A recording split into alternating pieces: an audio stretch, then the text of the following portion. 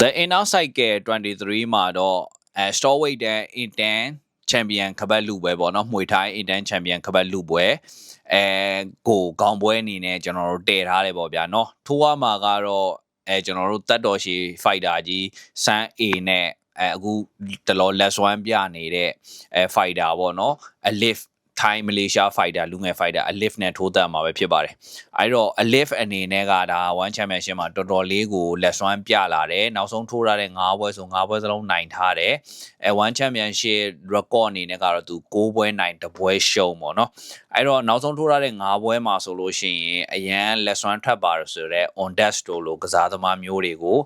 ကောင်းကောင်းကြီး dominate လုပ်ပြီးတော့အမှတ်အသားစီးရတယ်အမှတ်စင်တွေလည်းရှိရအောင်လုပ်ပြီးတော့ထိုးပြပြီး last one ပြထားတယ်ပေါ့ဗျာနော်အဲ့တော့ဒါ champion ကပတ်စိန်ခေါ်ခွင့်ရဖို့ထိုက်တန်တဲ့ကစားသမားမျိုးဆိုတာကိုသူသက်သေပြထားတယ်ပေါ့ဗျာနော်နောက်တစ်ချက်က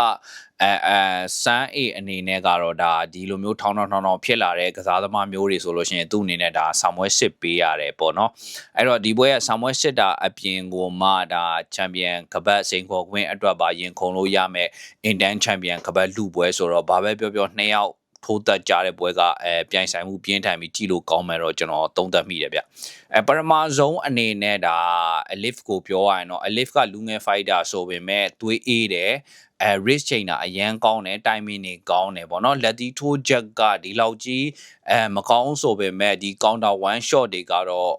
လုံးဝကိုထီထီရောက်ထိုးနိုင်တဲ့ကစားသမားဖြစ်တယ်လက်တီးတွဲလုံးပိုင်းအားနေတယ်ဆိုပေမဲ့ high kick တွေဒူးတွေနဲ့တက်လုံးတက်ပေါက်စုံတဲ့ကစားသမားတစ်ယောက်ဖြစ်တယ်လက်တီးပိုင်းကိုတော့သူ့အနေနဲ့ counter လက်တီးလောက်ပဲထိုးတာကိုကျွန်တော်တွေ့ရတယ်ပေါ့ဗျာနော်အဲ့တော့ sign အနေနဲ့ကဒီလူငယ်ကစားသမားတွေနဲ့တွေ့လို့ရှင်တော့သူ့အနေနဲ့တဘာပိုင်း weight ပိုင်းနဲ့ပေါ့နော် power ပိုင်းနဲ့ဖိပြီးထိုးလေးရှိပေမဲ့ဒီပွဲမှာတော့သူ့အနေနဲ့ဒါ weight ကတော့ Inten champion ခပတ်လူပွဲဆိုတော့သူ့အနေနဲ့ weight ကိုအရန်ကြီး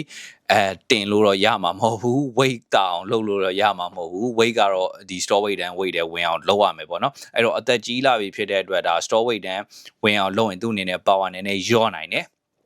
နောက်ပြီးကြတော့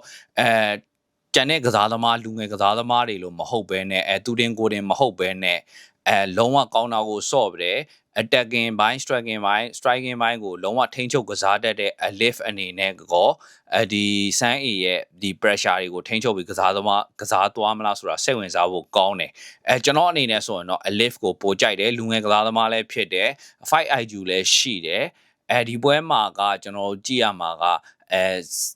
Alif အနေနဲ့စမ်း A ကိုရှိန်နေမလားပေါ့နော်စမ်း A ကိုရှိန်ပြီးတော့မထိုးရဲဘူးဆိုလို့ရှိရင်တော့သူရှုံးမယ်တကယ်လို့စမ်း A ကိုသူ့အနေနဲ့ဒါမရှိန်မဲနဲ့ကောင်းကောင်းကြီးသူထိုးတဲ့ပုံစံအတိုင်းပဲထိုးသွားမယ်ဆိုလို့ရှိရင်တော့မနိုင်စရာအကြောင်းမရှိဘူးလို့ကျွန်တော်ကတော့မြင်ပါတယ်ကျွန်တော်ဒီပွဲမှာ Alif ကိုကြိုက်ပါတယ် Alif 17%စမ်း A 30% နဲ့ကျွန်တော်တို့ဒီဘက်စောင့်ကြည့်ရမယ်ပွဲone Friday fight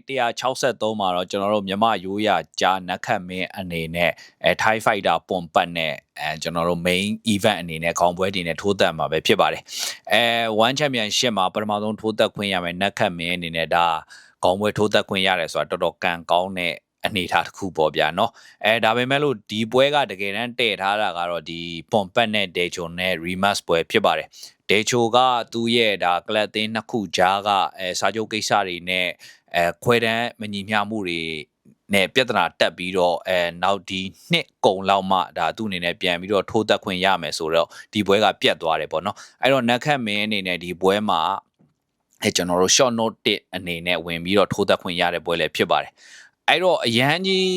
မျှော်လင့်လို့မရဘူးပေါ့ဗျာအရန်ကြီးမျှော်လင့်စရာလည်းမလိုပါဘူးဒါကိုက short note တင်နဲ့ထိုးရတာဆိုတော့လေเนาะနောက်ပြီးကြတော့ဒီနက်ခတ်မင်းရဲ့ဒါပွဲ record တွေကိုပြန်ကြည့်လိုက်တော့သူနောက်လွန်ခဲ့တဲ့တစ်နှစ်လောက်ထိ2025လောက်ထိကိုပွဲတွေထိုးထားတာတွေ့ရတယ်weight တန်းနဲ့လက်တန်းရပြောရရင်တော့ဒါ super ရေရန်တို့ air မွေတို့လိုအတန်မျိုးပဲဒီမြမရိုးရလက်ဝိတ်ကြားတွေရဲ့ပုံစံအတိုင်းပဲပေါ့ဗျာเนาะမာကုံရှိတယ်ကစားအားရှိတယ်ဒါပေမဲ့လက်သီးထိုးတဲ့အပိုင်းလေးနည်းနည်းအားနေတယ်ပေါ့เนาะဒါပေမဲ့ထူးထူးခြားခြားတွေ့ရတာကသူ့မှာ high kick တွေတုံးပြီးတော့ကစားတက်တာကိုကျွန်တော်တို့တွေ့ရတယ်ပေါ့ဗျာအဲ့တော့နက်ခတ်မင်းအနေနဲ့ကျွန်တော်တို့ဒီပွဲမှာလောက်ရမှာကရိုးရိုးရှင်းရှင်းလေးပဲပေါ့เนาะအတွေ့အကြုံယူမယ်ကျွန်တော်တို့ ပညာယူမယ်နောက်ပြီးကြတော့ထိုးကြေးယူမယ်ပေါ့နော်ဒီယူ3ယူပြီးတော့အလဲထိုးတော့မယူနဲ့ပေါ့ဗျာနော်အလဲထိုးမခံရဖို့ပဲစူးစမ်းရမယ်ဒါအမှတ်နဲ့ဆိုလို့ရှိရင်လည်းကိုကရှုံးမှာပဲပေါ့နော်အဲ့လိုမျိုးဆိုတော့ကိုအလဲထိုးမခံရဘူးဆိုရင်တော်ပြီပေါ့နော်အဲ့လိုပုံစံမျိုးဖြစ်တဲ့ပွဲမျိုးဖြစ်တဲ့အတွက်ကြောင့်ကိုအနေနဲ့ဘာလုပ်ပြနိုင်မလဲဆိုတာကိုအကောင်းဆုံးလုပ်ပြမယ်ပညာယူမယ်ထိုးကြေးယူမယ်ပေါ့ဒီလိုပုံစံမျိုးပွဲမျိုးပါကိုအနေနဲ့ short note တင်နေဝင်ထိုးရတာဆိုတော့လေနော်အဲ့တော့ကျွန်တော်တို့ပရိသတ်တွေနဲ့လည်းအများကြီးမျှော်လင့်လို့မရပါဘူးကိုကစားသမားဘာတွေလုပ်မလဲဆိုတာကိုကျွန်တော်တို့ကြည့်ပြီးအားပေးဖို့ပဲရှိတဲ့ပွဲမျိုးပါကျေးဇူးတင်ပါတယ်ကျွန်တော်ကိုစီပါဗျ